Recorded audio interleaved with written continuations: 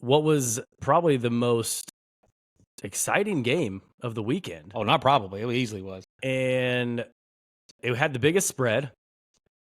The Peach Bowl, Texas takes down Arizona State in double overtime, 39-31.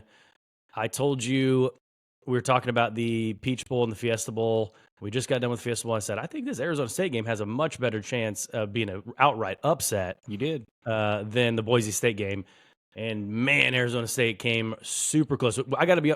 Were you rooting for Arizona State in that game? Yeah. Okay. Yeah. I mean, I became a fan just like everybody else. Yeah. The David versus Goliath type stuff. I mean, I think Andy Staples actually did put out a thing on X and voted for people to vote. It said, if you're a non-Texas, if you're not a fan of Texas, and you see this, please vote yes or no. Are you pulling for Arizona State in the second half right now? Yeah. 100%. It was like thousands of votes. It was like 100%.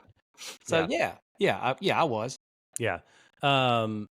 Quick synopsis of the game. Arizona State starts slow.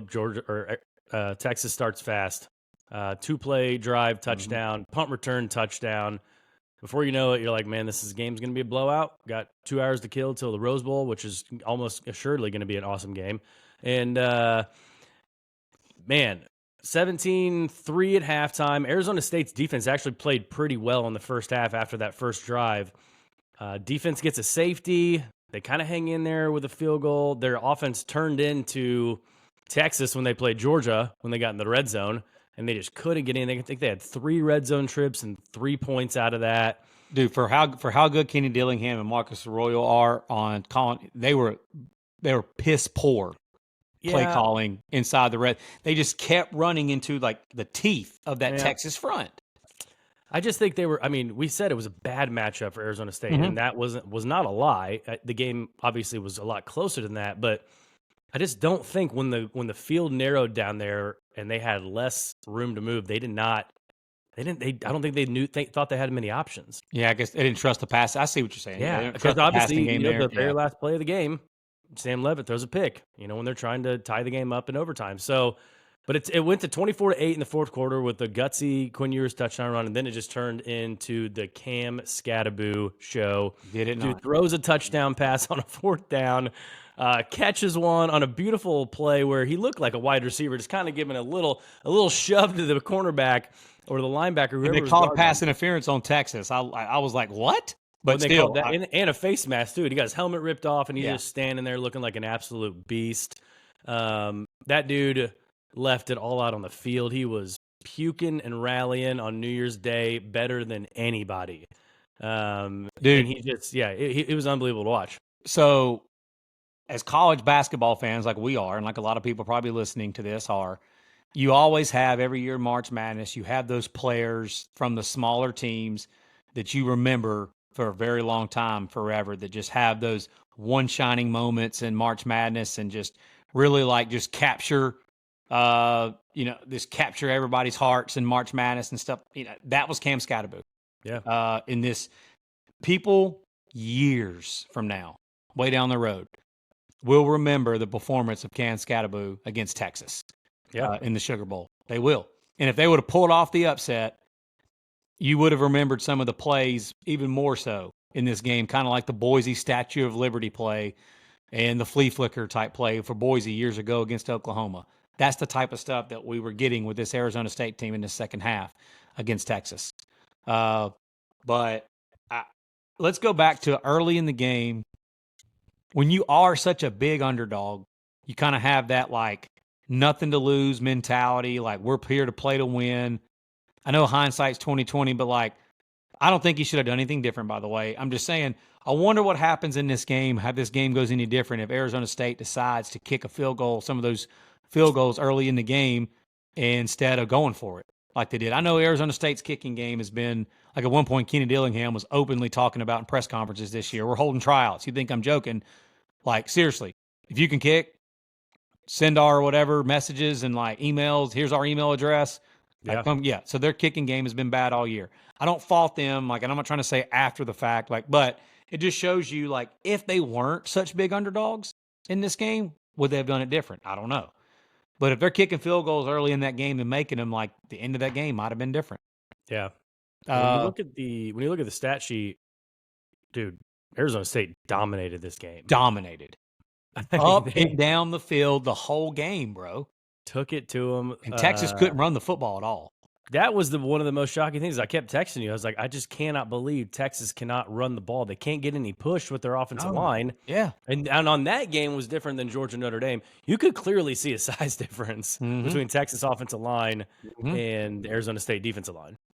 Yeah, and it just shows again, like we've talked about here before, that everybody, when they think of these great offensive coaches, you think of just slinging it all over the place and high flying.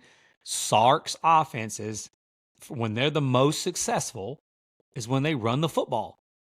Their most poor performances this year offensively, the 2 games against Georgia, this game against Arizona State, they don't run the football well.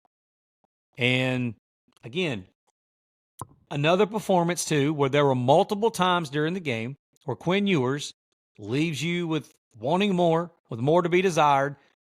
But then at the same time, in that second half, Texas is sitting at home right now if it's not for Quinn Ewers. I mean, he made some big-time plays in that second half, like the touchdown run that you talked about.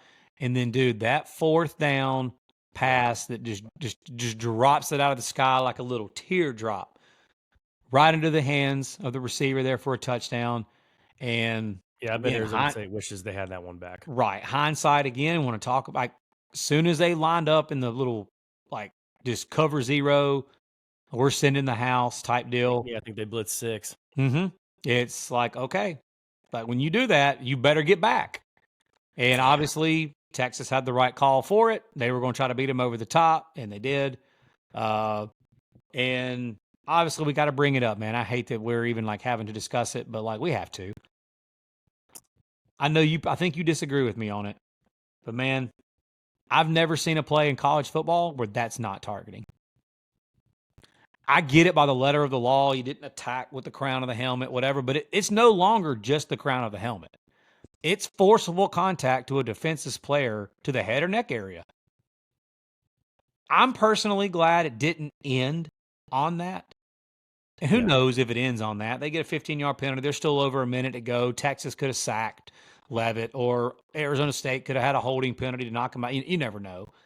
But I got to be honest. If I'm trying my best here to be non-biased on it and not be like, well, it was a football play, hit him with his face mask and all that, I understand that. But if I was an Arizona State fan, I'd be sitting here at this microphone beating the crap out of this computer, screaming and hollering that is targeting. And the fact that gets called every time in college football. I just think that the Zebras, honestly, were scared to death to make that call in that situation instead of making the right call. That's just how I feel about it. Yeah, I don't think it was targeting, but I'm with you. I think it's called nearly 100% of the time. Yeah. I thought it was more of a football play than either 1 or 2 possessions earlier when Ewers launched the ball downfield. Arizona State picked it off, and they reviewed a targeting on that play, which you texted and you said it's lucky it's not targeting because it was Isaiah Bond. I think he was jumping in air for the ball. Yeah. And the other Arizona State guy, I mean, he launched himself into it. And Matt Austin says he hit him like kind of in the body, the chest. I mean, he hit him pretty good in the head. And he did. That wasn't a targeting. So I'm like, if they're not calling that a targeting and wiping away that interception, then there's no way they're gonna call this one. It's just targeting. Targeting and pass interference in college football is just like nobody knows, nobody knows which one which is they're which. all judgment calls. Yeah, they are. And another story for another day. But they do need to have different levels of targeting. Absolutely, the Michael Taft hit was not an egregious. That was a football play, and that should not be the same. If they ruled it targeting, that shouldn't be the same as like launching into a defenseless player and getting ejected and all that kind of stuff. That shouldn't be. But either way, it didn't get called, and Texas ended up making the plays needed to be made. I kind of think it was a ball don't lie scenario when the kicker for Texas, Bert Auburn, missed that field goal and doinked it off the upright. Yeah. I don't know how he missed that after Sark just almost, made out with him there on the field, like trying to pump him up and everything. The tweet from Taylor Lewan from Bussin' with the Boys. when it showed Sark sitting there smiling, holding his face, and he goes, "Has to be the worst speech of all time." And it had like millions of views and Yeah. retweets and stuff. Hilarious. Yeah. But no, man, valiant effort by old Kenny D Yeah. in Arizona State. All again, without the 12-team playoff, I know Arizona State, like teams like that. I think you agree with this. Like your Cinderella teams and your teams like in Arizona State, a Boise this year, even in Indiana, like this year, those teams aren't winning 4 games and winning a national Yeah. championship. It's not happening in Yeah. football. This isn't college basketball. It's not happening. But we wouldn't get the stories that we got this year with Cam Scattaboo, with Kenny Dillingham. People wouldn't be as familiar with them as they are after that game. Arizona State's program is going to, I think it was Bud Elliott that was talking about it from Cover 3, that the programs like in Indiana, like in Arizona State, like a Boise, the amount of money that this created and funding that this created for those programs, from boosters, from college football playoff money, all of that. This just helped these football programs going forward and making them an upward trajectory going forward. Like, that's how big this 12-team playoff can be. These fan bases, there's more interest created for Arizona State football, for Indiana football. Boise's had a lot of interest for a while now because of how good they've been for so long. But Yeah. Indiana football and Arizona State football, the amount of interest created for those two teams going forward because they made a 12-team playoff, yeah, they lost, whatever. Like, that's going to help them more going forward, and that's how big this truly can be for other teams like that. Like next year, we might have a couple of other teams that come out of nowhere and make Yeah. this 12-team playoff. That could help them a lot going forward. Yeah, we've always said it's just going to give those teams seeded 5 through 8, right, in the current format, Penn State, Texas, Notre Dame, Ohio State, that many more mulligans for the big brands. Yeah, it's going to give the teams with the most talent, like Ohio State. Yeah. Yeah. But the true Cinderellas, I mean, like an Arizona State, I think this game showed that it can happen in the right situation. Is it more than likely to happen than not? No, but it can happen. And I think when it does, eventually it will happen. And when it does, it'll be just that much sweeter. The sport will be better off for it. For one of these, I mean, I think if we're talking about an Arizona State versus Ohio State matchup right now, like on paper, it's not an exciting matchup, but shoot, we got Kenny Dillingham going in there. We got another game of Scattaboo. Like, that'd be fun to talk about. Like, that stuff's fun to talk about during March Madness. Absolutely. I couldn't agree more. Valiant effort by the Sun Devils. Texas gets to move on. They get a tasty treat going home and playing in the Cotton Bowl. How about that? Texas gets to play in Atlanta, and they get to play in Austin. Then they get to play in Atlanta, and they get to play in Dallas, and they may get to play back in Atlanta for the national championship. That's wild, man. And I wanted to mention just one last thing about the game. We talk about the transfer portal. Obviously, Texas has utilized it well. And going into the year, everybody thought that it was going to be the Isaiah Bond show and some of these other guys. And lo and behold, their best receiver is Matthew Golden, the transfer from Houston. 7 catches for 149. That's 21.3 yards a pop in this game. Yep. And I wanted to say it one more time for the amount of crap that Quinn Ewers does get. I know that there were times in this game where it just seemed like, once again, you're watching the game just wanting more from him. In the biggest moments in this game, in the biggest moments of his career so far at Texas, and he's been in some big ones, he saved Texas's season and really saved Sark in Texas from a major embarrassment from losing this game. Like, think about let's say it, the nuts that it took on that touchdown pass that he made, dude, in the back of the end zone on that 4th down. Think about what everybody's saying about him and about Texas in general right now if they don't make that play.